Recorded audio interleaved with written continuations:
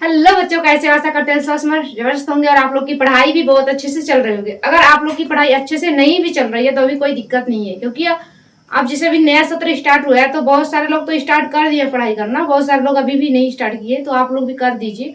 और जैसे यहाँ पे हम लेकर आ रहे हैं आप लोग के लिए बहुत बेहतरीन क्लासेस, जो कि यूपी बोर्ड क्लास 10 के लिए है ये क्लासेस। जैसे यहाँ पे जो हमारा नया सत्र है 2026-27 को टारगेट करके हम अपना क्लासेस लेकर के आए हैं। विज्ञान को पढ़ेंगे यानी कि साइंस। तो आज के इस वीडियो में सबसे पहले देखेंगे सिलेबस क्या हमारा, और वही न्यू पैटर्न का जो हमारा है, जो नया सत्र का जो हमारा पैटर्न है, सिलेबस है, उसको हम देखेंगे। जैसे यहाँ पे हमारा संपूर्ण पाठ्यक्रम एवं पेपर पैटर्न को देखेंगे। जैसे साइंस जो हमारा होता है यानी कि विज्ञान, वो टोटल 100 मार्क्स का हमारा क्वेश्चन होता है। जैसे यहाँ पे हमारा जो विज्ञान होता है, वो विज्ञान का जो पेपर होता है वो हमारा 100 अंक का होता है, जिसे 100 मार्क्स मिलते हैं। तो 100 मार्क्स में से हमें करना होता है कुल 70 मार्क्स, जिसे 70 मार्क्स हमारा करना होता है। अब आप लोग ये सोच रहे होंगे कि 30 मार्क्स हमारा कहाँ से मिलेगा। जैसे यहाँ पे हमारा हो जाएगा, ये कुल हमारा होता है कुछ इस प्रकार से। तो ये हमारा होता है 30 अंक जो हमारे होते हैं वो हमारे स्कूल के तरफ से मिलते हैं। अब स्कूल की तरफ से, जैसे स्कूल में जो आप स्कूल का कुछ रूल नियम होता है उसे आपको फॉलो करना होता है।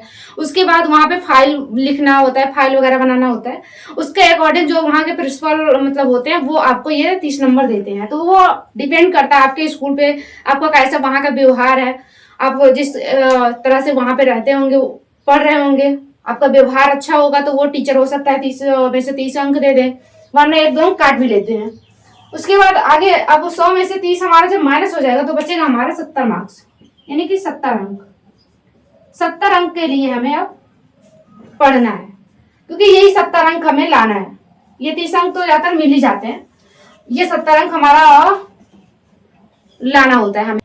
जैसे यहाँ पे हमारा ये 30 अंक जो हमारा हो जाएगा वो आंतरिक मूल्यांकन में हमारा होता है, जैसे स्कूल की तरफ से मिलता है। ये हमारा स्कूल की तरफ से मिलता है,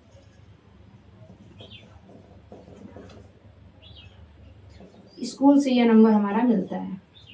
उसके बाद यहाँ पे होगा 70 अंक जो हमारा होता है लिखित परीक्षा।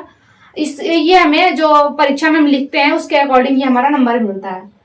तो ये जो 70 मार्क्स होता है, अब इसके लिए हम आगे देखेंगे।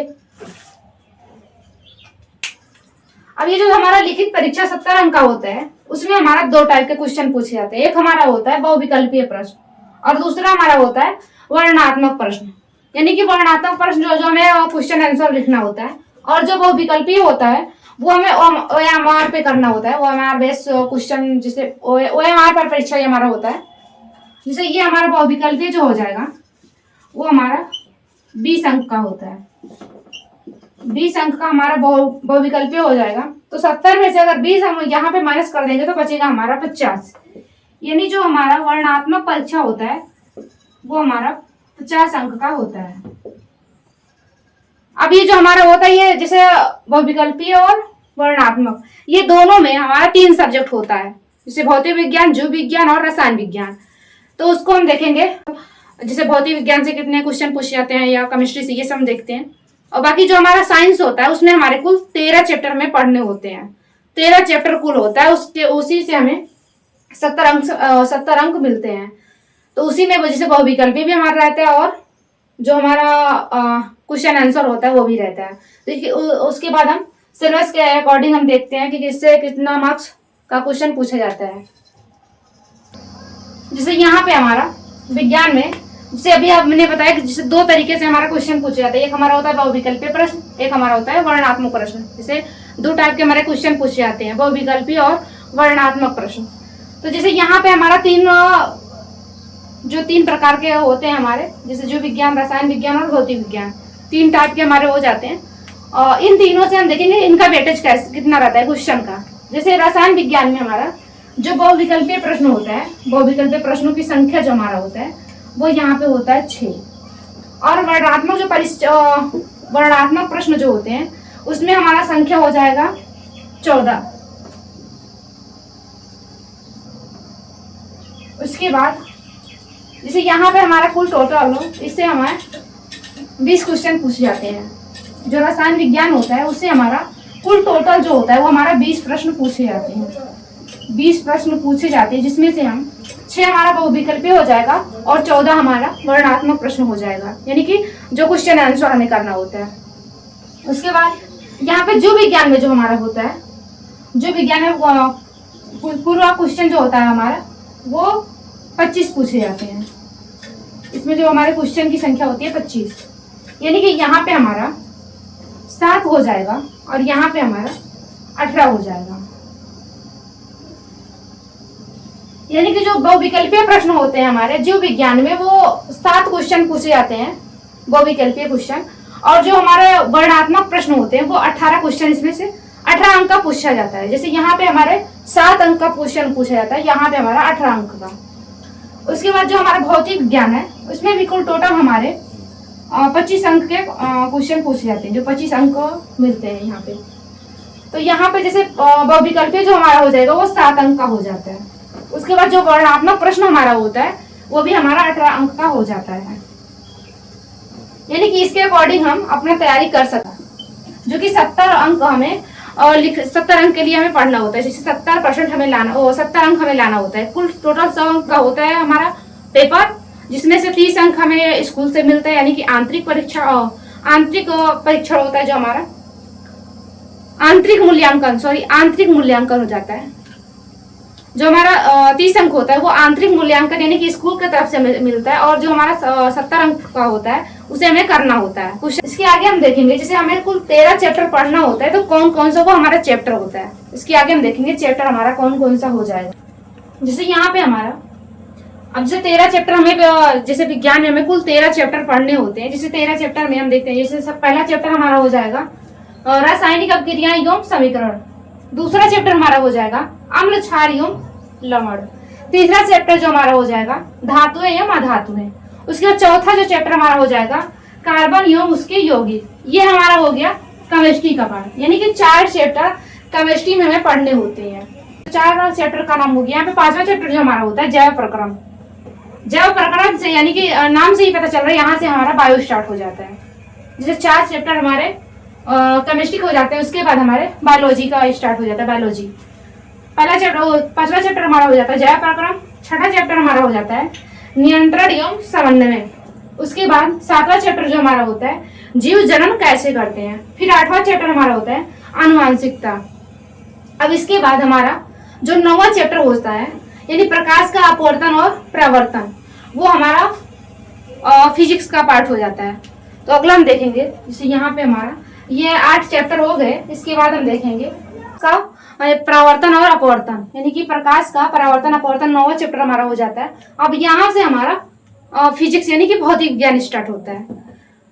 तो फिर यहाँ पे हमारा 9वां चैप्टर हमारा हो जाता है प्रकाश का परावर्तन एवं अपवर्तन। उसका 10वां चैप्टर हमारा हो जाता है मानव ने तथा रंग बिरंगा संसार। उसके बाद 11वां चैप्टर जो हमारा हो जाता है विद्युत, और 12वां चैप्टर जो हमारा हो जाता है विद्युत धारा के चुंबकीय प्रभाव। यानी कि यहाँ पे हमारा ये जो 4 चैप्टर होते हैं, यानी कि प्रकाश का परावर्तन और अपवर्तन, मानव नेत्र तथा रंग बिरंगा संसार, विद्युत और विद्युत धारा के चुंबकीय प्रभाव, ये 4 चैप्टर हमारे फिजिक्स यानी कि भौतिक विज्ञान के पार्ट हो जाते हैं। उसके बाद यहाँ पे जो तो हमारा लास्ट वाला चैप्टर होता है 13वां चैप्टर, उसका नाम जो हमारा है हमारा पर्यावरण। जो हमारा पर्यावरण होता है ये भी बायोलॉजी का पार्ट होता है, क्योंकि यहाँ पे हमारा ये जो लास्ट में हमारा होता है, जैसे हमारे आसपास के जो पर्यावरण होता है उसे हमें पढ़ना होता है। तो ये ज्यादातर जो हमारे पेड़ पौधे होते हैं ये सब हमारे बायोलॉजी के अंतर्गत आते हैं। तो ये हमारा जो लास्ट चैप्टर होता है ये भी हमारा जीव विज्ञान का पार्ट होता है। यानी कि केमिस्ट्री में हमें 4 चैप्टर पढ़ने होते हैं, फिजिक्स में हमें 4 चैप्टर पढ़ने होते हैं, और जो बायोलॉजी होता है हमारा यानी कि उसमें हमें 5 चैप्टर पढ़ने होते हैं। तो ये हमारा हो गया चैप्टर। और उसके बाद जो हमारा सिलेबस, जैसे साइंस में हमें कुल 13 चैप्टर पढ़ने होते हैं, वो हम सारे चैप्टर को भी देखे हैं। उसके बाद जैसे हम देख लिए उसके बाद समझेंगे, आगे पढ़ेंगे डिटेल से। और जो हमारा क्लास होगा वो डेली शाम को 7 बजे होगा। जैसे उसमें हम पूरे ज़्यादातर लाइव क्लासेस चलेंगी, तो उसमें हम आपके डाउट भी लेंगे और रिवीजन भी कराएंगे साथ साथ, और अच्छे से जो हमारा कॉन्सेप्ट होगा उसे भी क्लियर कराएंगे। हमारा टारगेट होगा 195+% होगा, यहाँ पे प्लस हो जाएगा, यानी हमारा जो ये 95 यानी 95+% लेके आना है। तो वो आएगा, क्योंकि ज्यादा टफ नहीं होता है। बस ये रहता है कि डेली क्लासेस करना होगा, जिस तरह से हम बताएंगे आपको उस रूल को, जैसे कुछ तो हम लोग का रूल रेगुलेशन होगा, उसको आप लोग को फॉलो करना होगा। इसमें डेली आप लोग को ये नहीं कि आज क्लास कर लिए, कल नहीं परसों कर लेंगे, 2 दिन का क्लास एक साथ कर लेंगे, ऐसा कुछ भी नहीं होगा। आप लोग आज ही से मेरा साथ दीजिए, और हम सब, जैसे हम और आप लोग मिल करके 95% से भी ज्यादा मार्क्स लाएंगे। बस ये है कि आप लोग डेली हमारा साथ दीजिए, क्लास में जुड़िए, और कोई भी डाउट होगा हम इसमें क्लियर करेंगे। और जैसे इसमें हम आप लोग को हाथ से लिखा पीडीएफ भी प्रोवाइड करेंगे। फिर उसके बाद सिलेबस, पूरा सिलेबस हम टाइम से कंप्लीट करेंगे, प्रैक्टिस भी करेंगे, रिवीजन भी करेंगे। और जैसे अभी से अगर हम लोग डेली क्लासेस करेंगे, तब भी हमें लग रहा है कि आज हमारा है 2 जून, कल से हम डेली क्लासेस करेंगे, क्योंकि आज तो हमारा क्लासेस हो नहीं पाएगा, हो सकता है शाम को। कल से हम डेली क्लासेस करेंगे, डेली टू डेली। आप लोग को भी लाइफ में जुड़ना है, और हाथ से लिखा पीडीएफ भी प्रोवाइड कराएंगे हम आप लोग के लिए। कल आप लोग लाइव में जुड़ना मत भूलिएगा, और ज्यादा से ज्यादा इस वीडियो को आप लोग अपने फ्रेंड के पास, दोस्तों के पास शेयर भी कीजिएगा, ताकि वो लोग भी लाइव क्लास में जुड़ सके। और जैसे बहुत चीज रहता है, हम आप लोग से भी सीखेंगे, और हम ज्यादा सर ये जो हमारा विज्ञान है, उसे आसान से आसान भाषा में, इससे बेहतरीन कंटेंट होगा, वो हम देने का प्रयास करेंगे। जय हिंद।